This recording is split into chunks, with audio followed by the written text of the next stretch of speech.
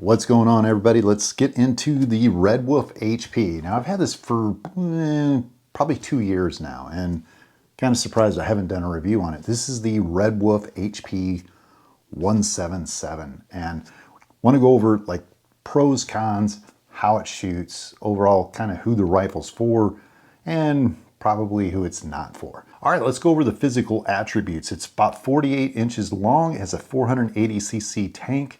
It's got this kind of carbon fiber shroud over the barrel, which is really nice, laminated, super sleek looking electronic air rifle. That means the cocking mechanism is extremely smooth. Computer, battery in the down below, roughly 8.5 pounds, a 250 bar fill, which is kind of pretty much standard. Has a 23-inch barrel and 13 shots in 177. So this rifle has 3 power settings: low, medium, high. On the high power, you probably get anywhere from 60 to maybe 100 shots. On the medium power, you're looking at 100 to 180 shots.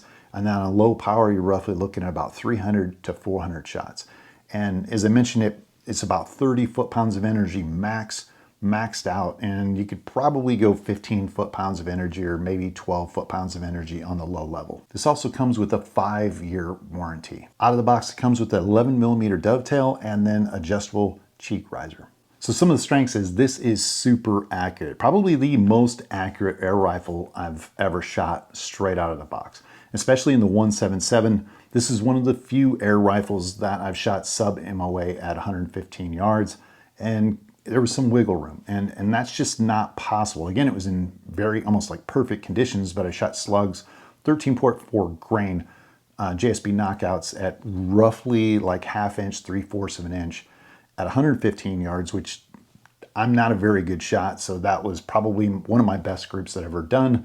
But consistently wise, here's the deal. A lot of guns will shoot 3 and 5 shot groups at a certain distance, but they have a tendency not to be able to do that over and over again. And that's what really kind of breaks apart some air rifles from the rest. Now, you can get big bores that will do maybe 3 shots at, let's say, 50 yards or maybe even 100 yards that are less than an inch, but it can't do that, time and time again. And that's where the Red Wolf HP is just lights out accurate on the bench, and you just kind of have to feed it the right pellets, make sure your barrel's clean, and be able to shoot. So this rifle's fairly quiet, especially with this little moderator. I had on the 0DB, which is longer, but the rifle wasn't as accurate. And then I went to a Donnie FL, and then the groups tightened up a lot. Now, with the 0DB, it was accurate, but it was just at another level of accuracy with this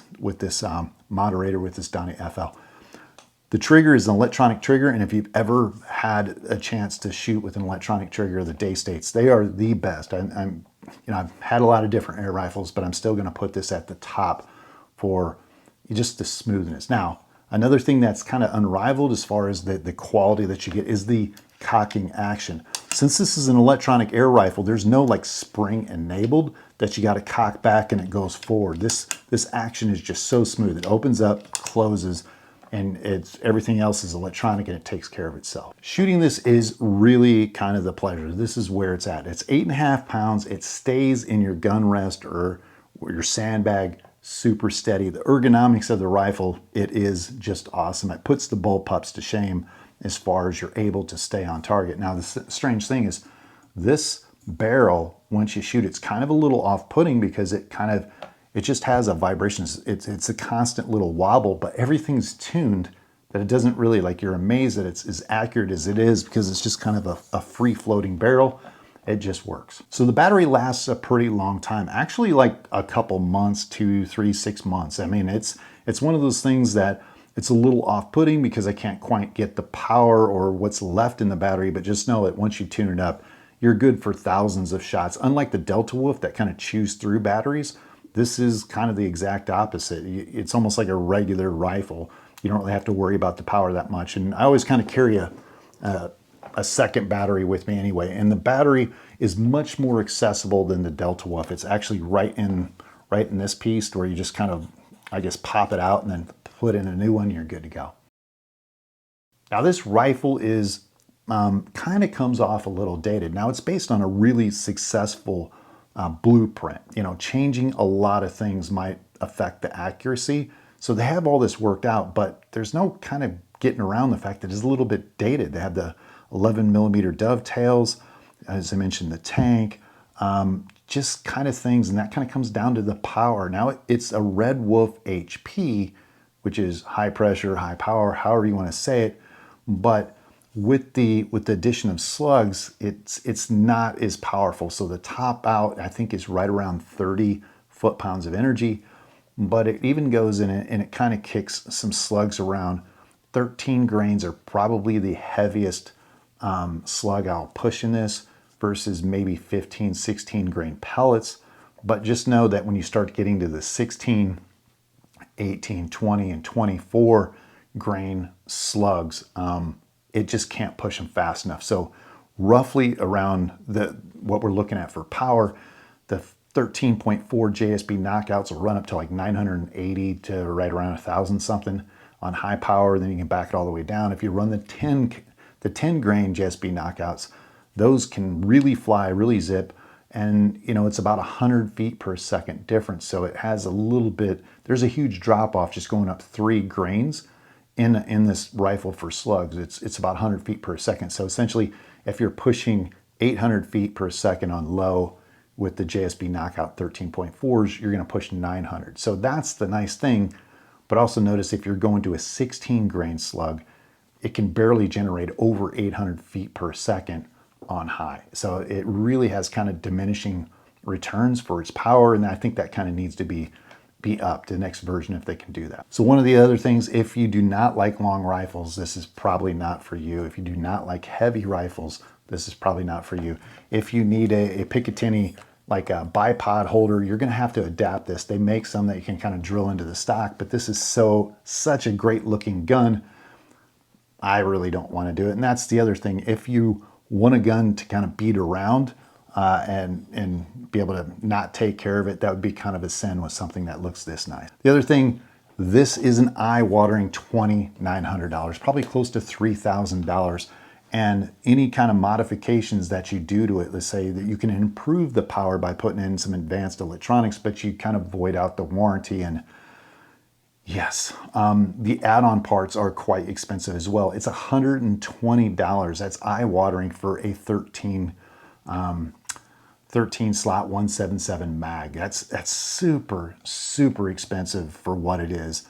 You know, when you look at the AGT Vulcan 3 clips that are like $40 or something like that, it's like 3-4 times more expensive, which is just kind of crazy. So as I mentioned, it's not very modder friendly, and the fact that you can't tune it a whole lot. You get what you get in this rifle. And to be honest, I've had 3 of these rifles and they've all shot lights out on the bench, just like sub MOA. You just have to find the right pellet. But if you want to go off that ingredients, if you want to try to improve it, you can do little things, modify the sound moderator, or maybe do, you know, the clean it out a little bit better, but you're kind of stuck with what you have. More than likely, I would say 90% of the people that try to improve upon this and make it more accurate is probably going to fail. I shot the same day with my day state because it wasn't windy. 5-shot groups, 5-shot group, and 5-shot group, all within a dime at 55 yards. So the shooting experience, as I mentioned, is awesome. There's nothing like the trigger. There's nothing like the action. There's nothing like the accuracy. You can expect dime-size groups, nickel-size largest at 50, 55, MOA at 100 yards. Just find the right pellet. 115 yards, no problem. In fact, this shoots, you know, slugs so well. Commonly, I'd put things out to 160 yards. I'm hitting these little 1-inch targets at 165 yards. And if you've watched some of my other videos, we've gone out to 228 yards and even 325 yards using a 177 13 grain. And we are still kind of hitting clay pigeons, although not all the time. Really, the cutoff point for this rifle, the way it's set up, is about 165 yards for really good accuracy. And then I can start to see once in a while, if the wind takes it, the pellets will kind of start spiraling. But in good conditions, you can go out to 200, 228 yard clay pigeons, like very, very consistent. If the winds are good, you can hit those clay pigeons probably 5 or 6, five out of 5 times, maybe 4 out of 5 times. Very consistent. So some of the improvements I would suggest future moving forwards, not a lot, is put a Picatinny native on this front and bottom, allow for a bipod, get rid of the tank, increase the size of the tank, and up the power. If you could increase the power a little bit, yet keep it just as accurate, because we're getting a lot of new slugs now for 177 that are 20 grain and 24 grain that have a lot better ballistics. And I'm working on some other builds to try to take advantage of a 177, really shooting out there far.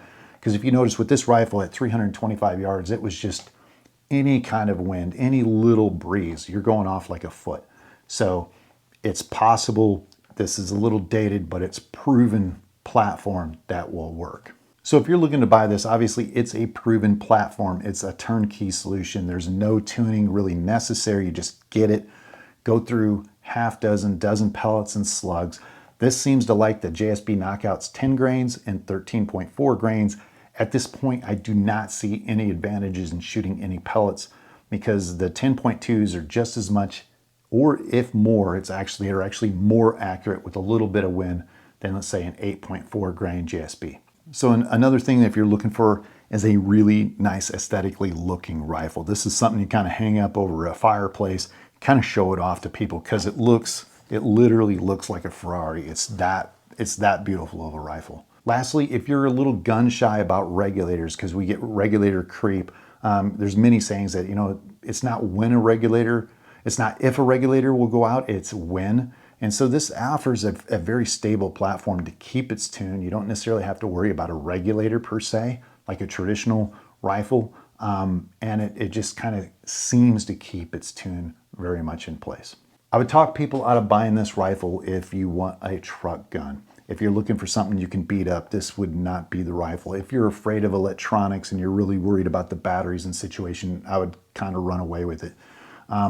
The price, $2,900 to $3,000, isn't a ton of money. So if you're averse to kind of blowing money, yeah, this is not the gun. You're going to spend a lot with this rifle, meaning, with the batteries and the magazines and other pieces, and you got extra rails that you're going to end up spending into this. So yeah, if you like to tinker and play with your rifle, meaning take it apart and add on different pieces, there's ability to change the computer and the power, but it's not really suggested. As I mentioned, it kind of voids your warranty. So this is pretty much, you buy it like you want, you look at the power ratings, you look at the accuracy, and you keep it. You put it in a gun safe, you get your pellets in order, you get everything pretty much set up, and then you just go out, take it out, shoot really well, and put it back. There's not a lot of this extra add-on pieces that you need to worry about, but if you're one of those guys that tinkers, I wouldn't suggest you buy this rifle. What's my overall rating on this? I'm going to score this probably a 9.5 out of 10 or a 10 out of 10. It is simply like one of the most accurate, nicest rifles that I've shot. And yeah, a lot of times you'll hear people, buff up or talk up an air gun. But I can say this, obviously I've had 3 of these and they've all met that spec. Talking with guys on Airgun Nation, which is mentioned, talking to Airguns of Arizona guys, they talked a very high talk, and I was almost afraid that I was going to buy it and it wouldn't match up to the hype. But I can definitely say thumbs up, it does match up to the hype. It's that good. So there you guys have it. There's the review. Red Wolf HP, thumbs up. If you guys got comments, questions, write it down below, and see you next week.